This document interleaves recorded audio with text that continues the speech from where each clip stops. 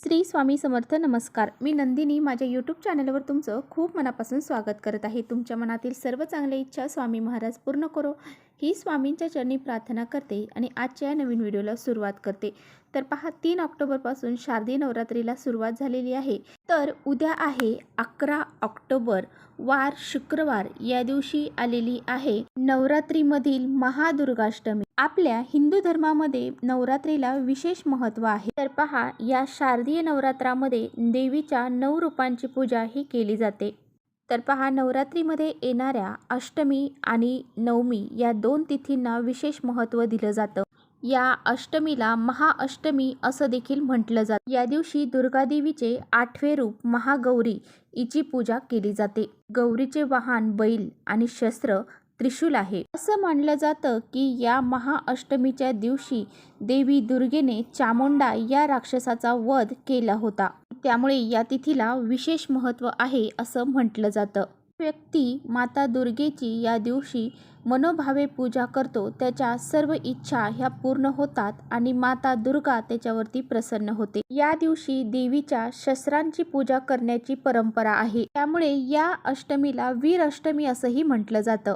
तिथी विशेष महत्त्वाची मानली जाते. त्यामुळे या दिवशी व्रत केल्याने आपल्या मुलांचे दीर्घायुष्य वाढते. तसेच पतीच्या दीर्घायुष्यासाठी सुद्धा या दिवशी प्रार्थना केली जाते आणि महागौरीला लाल चुनरी देखील या दिवशी अर्पण केली जाते. तसेच या दिवशी अनेक घरांमध्ये कन्यापूजन देखील केले जाते. तर पहा, जेव्हा आपण कन्यापूजन करतो तेव्हा देवी माता आपल्यावरती प्रसन्न होते आणि त्या घरावरती तिचा आशीर्वाद सदैव राहतो. या दिवशी अनेक असे प्रभावी उपाय देखील केले जातात. त्यामुळे आजच्या व्हिडिओमध्ये मी तुम्हाला अतिशय प्रभावशाली उपाय सांगणार आहे. तर पहा, या दिवशी आपल्याला घरात ही एक वस्तू घेऊन यायची आहे, म्हणजेच हे एक फळ आपल्याला घरामध्ये घेऊन यायचं आहे. हे फळ जे आहे तर ते उद्या शुक्रवारी नवरात्र महादुर्गाष्टमीच्या दिवशी आपल्याला घरी घेऊन यायचं आहे. हे फळ आपण घरात घेऊन आलो तर आपल्या घरातील 7 पिढ्यांचं दारिद्र्य नष्ट होऊन जाईल. आपल्या घरामध्ये फक्त 24 तासात घरातील जी काही इडापिडा असेल, नजरबाधा असेल, संकट अडचणी असतील तर त्या दूर होऊन जातील आणि त्याचबरोबर कुटुंबाची भरभरून प्रगती होईल. तर असा हा एक उपाय आजच्या व्हिडिओमध्ये मी तुमच्याशी शेअर करणार आहे. त्यामुळे तुम्ही कुठे व्हिडिओ स्किप न करता शेवटपर्यंत नक्की बघा, जेणेकरून तुमच्यापर्यंत योग्य ती माहिती पोहोचेल. आपल्या चॅनलवर जर नवीन असाल तर चॅनलला सबस्क्राईब करा आणि असेच नवनवीन माहितीपूर्ण व्हिडिओ पाहण्यासाठी बेल आयकॉनलाही प्रेस करा.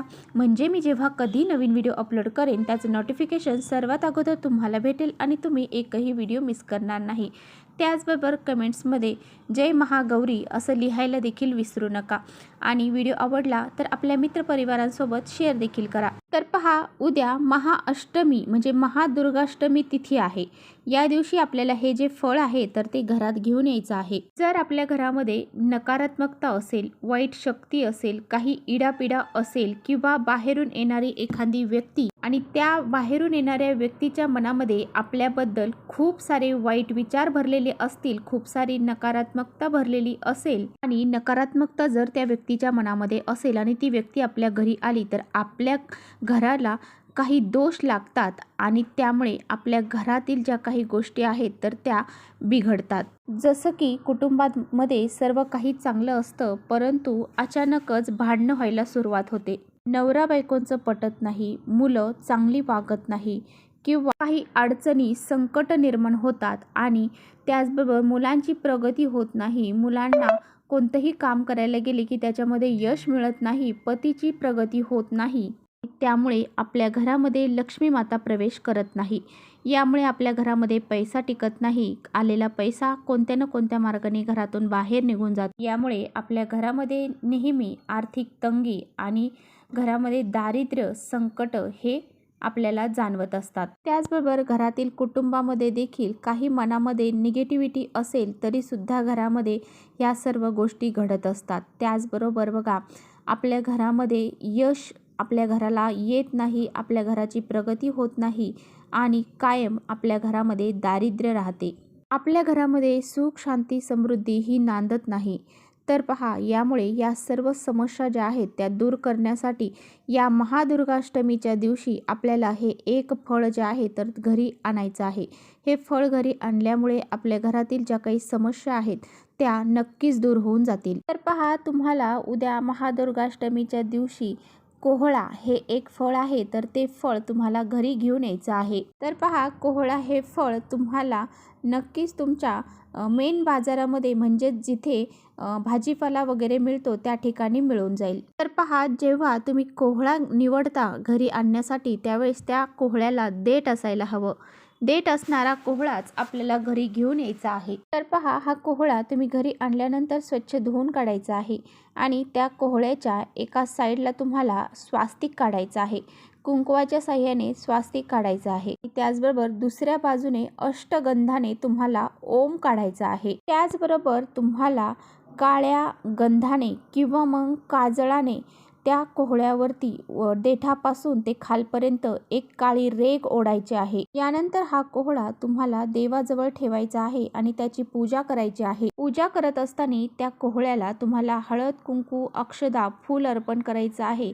धूप दीप ओवाळून घ्यायचा आहे. नंतर तुम्हाला दोन्ही हात जोडून प्रार्थना करायची आहे आणि प्रार्थना करत असताना घरात असणाऱ्या वाईट शक्ती ज्या काही नजर बाधा असतील तर त्या दूर होऊ दे अशी प्रार्थना करायची आहे. त्यानंतर तुम्हाला हे कोहळ्याचं फळ जे आहे तर ते तुमच्या मुख्य दरवाजाच्या बाहेर हे फळ तुम्हाला टांगायचं आहे. हा कोहळा बांधताना तुम्हाला दोरीने शक्य असेल तर दोरीने बांधायचा आहे किंवा मग तुम्ही कपड्यामध्ये बांधला तरी सुद्धा चालेल. तर पहा, कोहळा जेव्हा आपण घराच्या बाहेर टांगतो तेव्हा कधी कधी तो 8 दिवसातच खराब होतो, कारण त्याच्यामध्ये जी अशुभ ऊर्जा आहे तर ती सामावण्याची क्षमता जी असते तर ती संपलेली असते. अशा वेळी तो कोहळा जो आहे तर तो सडतो आणि त्यामधून पाणी गळायला सुरुवात होते. त्यावेळेस तुमचा कोहळा अशा प्रकारे सडेल त्यावेळेस तुम्हाला तो कोहळा लगेच काढून टाकून द्यायचा आहे. तो तुम्ही कचऱ्यामध्ये टाकून दिला तरी सुद्धा चालेल. आणि पुन्हा नवीन कोहळा आणून ज्या पद्धतीने सांगितलं आहे त्या पद्धतीने तुम्हाला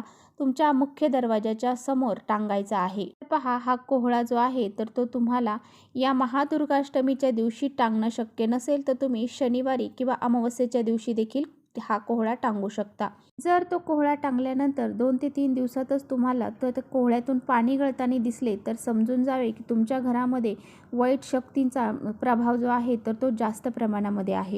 5-6 दिवसानंतर सुद्धा ते फळ जर चांगलंच असेल तर तुमच्या घरामध्ये जी नकारात्मक ऊर्जा आहे तर तिचं प्रमाण जे आहे तर ते कमी आहे असं तुम्हाला समजायचं आहे.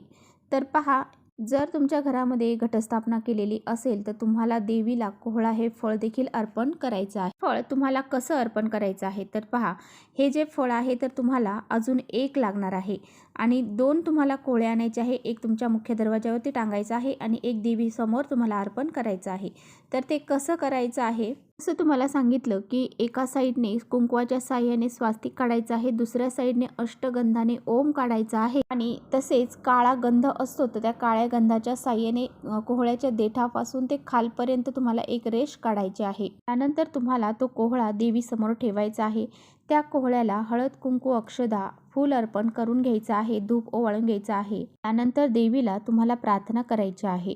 तुमच्या घरामध्ये काही अडचणी असतील किंवा काही संकट असतील तर त्यासाठी सुद्धा तुम्हाला प्रार्थना करायची आहे. तुमच्या घरामध्ये सुख, शांती, समृद्धी नांदावी यासाठी तुम्हाला मनोभावे प्रार्थना करायची आहे. नंतर तुम्हाला हे कोहळा फळ जे आहे तर ते त्या घटासमोर त्या देवीसमोर तुम्हाला मधोमध कट करायचं आहे. कट केल्यानंतर तुम्हाला त्या कोहळ्याची एक बाजू जी आहे तर ती देवीला अर्पण करायची आहे. तर पहा, अर्पण करत असताना कट केलेली जी साईड आहे तर त्यावरती तुम्हाला कुंकू टाकायचं आहे आणि ते देवीला अर्पण करायचे आहे. राहिलेलं अर्ध फळ आहे तर ते तुम्हाला तसंच ठेवायचं आहे. दुसऱ्या दिवशी तुम्हाला एखाद्या मोठ्या झाडाखाली नेऊन टाकायचा आहे. तर अशा पद्धतीने तुम्हाला हा जो उपाय आहे तर तो करायचा आहे. तसेच तुमचं जर एखादं शॉप असेल किंवा काही बुटीक वगैरे असेल तर तुम्हाला त्या ठिकाणी सुद्धा असा एक कोहळा जो आहे तर तो टांगायचा आहे.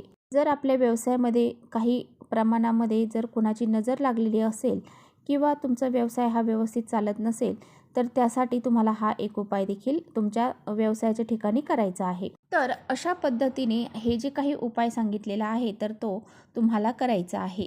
इथेच थांबवते माझा व्हिडिओ तुम्हाला थोडा जरी आवडला असेल तर नक्की लाईक करा. चॅनलवर नवीन असाल तर चॅनलला सबस्क्राईब करा. परत भेटूया अशा छानशा व्हिडिओसोबत. तोपर्यंत श्री स्वामी समर्थ.